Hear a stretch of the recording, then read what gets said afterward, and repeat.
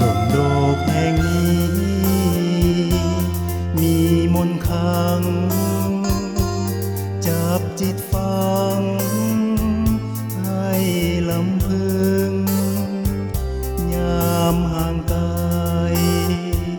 ก็ห่วงถึงบ่จืดจางเมื่อยามพบเห็นบ่วายเว้นอยากจะเป็นผู้น้องนางโทษคนดีข้าคอยหวังเพียงแต่น้องดงโดกดงใจข้าบ่เคยหักเคยสัมพันธ์เป็นเจ้าของหญิงใด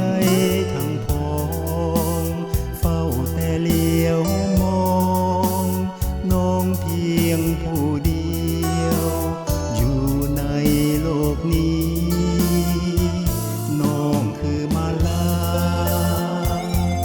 เปรียบดอกฟ้าข้าไฟหาคู่ชีวิตขอตอบรับหักข้านี้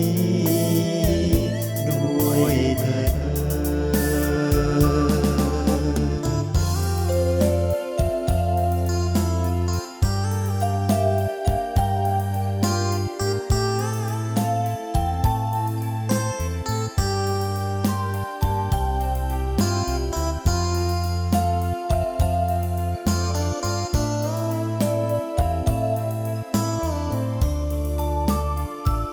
ดงโดกดงใจ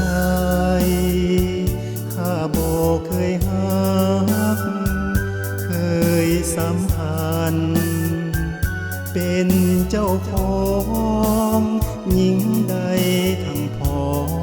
งเฝ้าแต่เลี้ยวมองน้องเพียงผู้